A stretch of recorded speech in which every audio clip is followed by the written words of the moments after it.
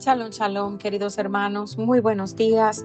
Llegamos a la segunda lectura o aliyah de la Parasha Vaishlach.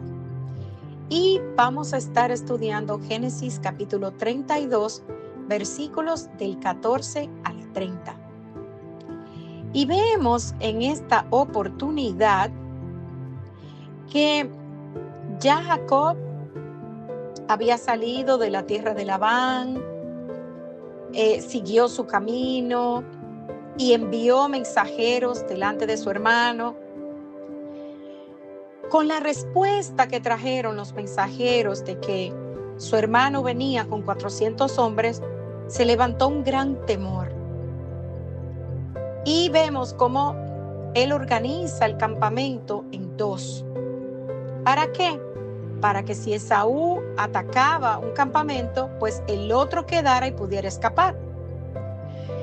Y aquí vamos a ver el relato de cómo luego de él incluso preparar regalos para su hermano, él cruza el campamento a otro lugar, los deja allí y él aquella misma noche se levanta y se retira para entonces tener un encuentro con un personaje muy especial. Vemos cómo en el libro de Génesis que estamos estudiando, se nos relata cómo Jacob, que estaba ya anticipando el encuentro que tenía con su hermano Esaú, sabía que el momento de ver a su hermano cara a cara había llegado. Pero antes de ese encuentro, Jacob tiene otro encuentro. Génesis capítulo 32, versículo 24 nos dice que Jacob se quedó solo. Y esto es lo que estaba hablando hace un momento. Él toma sus dos mujeres, de acuerdo al versículo 22, a sus dos siervas y a sus 11 hijos y cruza el vado de Jaboc. Y después de que él cruza este vado de Jaboc, los toma y los hizo pasar por el arroyo. Y hizo pasar también por el arroyo todo lo que tenía. Y esto simboliza una purificación. Cuando tú pasas, de acuerdo a la escritura, de un lado a otro por agua, es una tipificación de una purificación. Entonces ahí es cuando él se queda solo. Y nos relata la escritura en el versículo 24 que él lucha con este hombre hasta rayar el alba. Cuando vio que no podía prevalecer contra Jacob, lo tocó en la coyuntura del muslo y se dislocó la coyuntura del muslo de Jacob mientras luchaba con él. Entonces el hombre le dijo: suéltame porque raya el alba.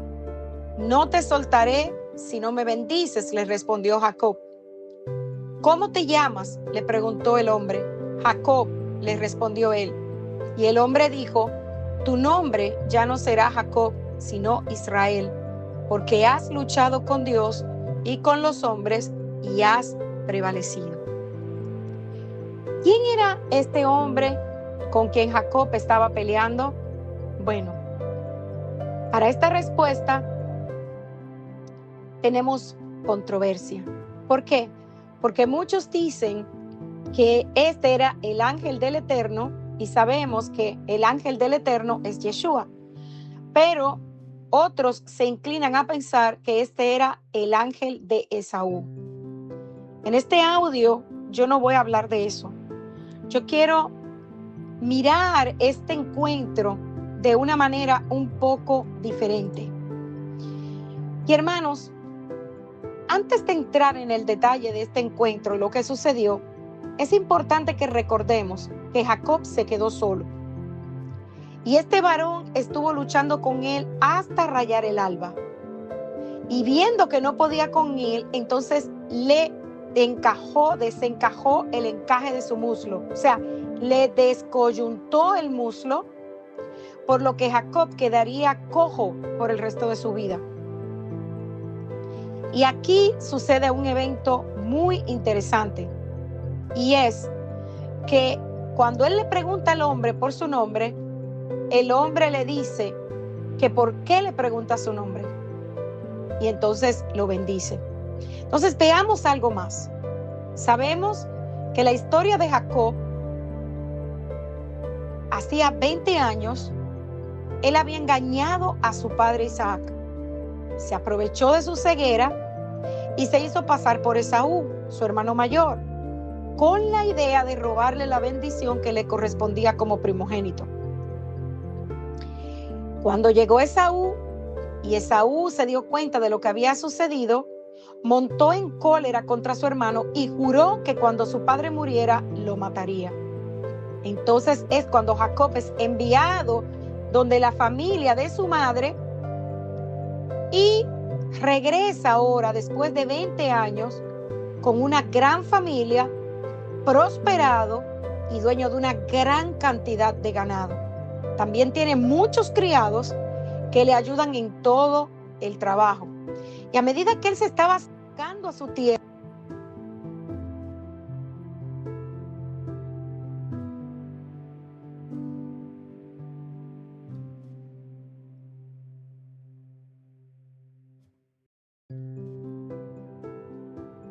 temor y se angustió mucho.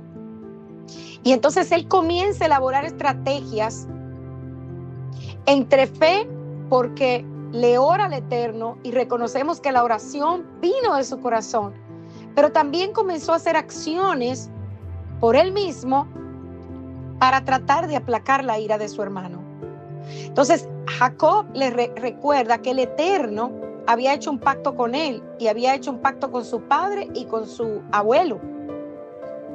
Entonces Jacob estaba centrándolo todo en conseguir la bendición del Eterno para salvar su vida y todo lo que tenía. Entonces, como Jacob está anticipando el encuentro y no sabía que iba a suceder, entonces aquí es cuando divide el campamento, lo lleva a un lugar y él se va solo. Y entonces aquí es cuando tiene esa lucha con el varón. Hermanos, esa era una lucha que él tenía que pelear solo. Él no podía tener su familia ni a nadie cerca en ese momento. El Eterno nos conoce a cada uno en particular. Y a pesar de que hemos aprendido que Él nos ve como pueblo, Él nos conoce de manera personal. Y esto no nos hará más individualistas, o sea, que estemos siempre solos. No. Debemos amar a los hermanos, debemos estar en comunidad, pero hay momentos en que hay luchas que tenemos que pelearlas solo.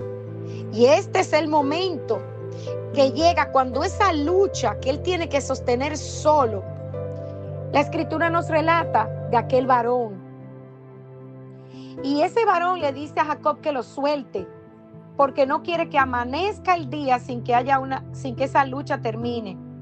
Y aquí hay un punto importante, porque, hermanos, hemos aprendido que la noche representa oscuridad, pero que cuando comienza a alumbrar la luz de un nuevo día, llega la esperanza, la confirmación de que el Eterno está con nosotros. Es por eso que la Escritura dice que nuevas son sus misericordias cada mañana. Y a pesar de que luchó y batalló esa noche, y que aquel varón le desencaja su muslo, Jacob no lo suelta. Y Jacob le dice: no te dejaré si no me bendices. Pero hermanos, en la mente de Jacob, la idea de la bendición era protección en contra de su hermano. Él jamás se imaginó que él recibiría una bendición que traería un cambio en su nombre. Y es ahí cuando el varón le dice: ¿cuál es tu nombre? Y él le responde: Jacob. Entonces, ¿por qué le hace la pregunta? Si era Yeshua, o vamos a suponer que era un ángel, se supone que el ángel o Yeshua va a saber cuál es el nombre de Jacob. Y también sabía que Jacob significa el que suplanta o el engañador. Pero aquí hay algo interesantísimo. Y es que Jacob se desprende que de esta pregunta podemos ver que este varón la hizo con intención. ¿Por qué, hermanos? Porque Jacob era el representante divino en la línea de la promesa que se le dio a Abraham de ser bendición a todas las familias de la tierra. Y eso fue lo que recordó Jacob al Eterno en su oración. Recordemos, Génesis capítulo 32, 12. Pero podemos pensar que a pesar de que el Eterno iba a bendecir a Jacob, se iba a olvidar de la naturaleza mentirosa de Jacob. Hermanos, hasta todavía la salida, el encuentro con Labán, Jacob estaba mintiendo. Entonces, tenía que haber un cambio en su vida. Y ese cambio llega cuando le cambian el nombre de Jacob a Israel. Y sabemos que este nombre significa aquel que luchó con el Eterno y con los hombres y prevaleció. Entonces, quizás en el momento en el que leemos esto de verdad nos llama la atención, pero no nos pone a pensar profundamente.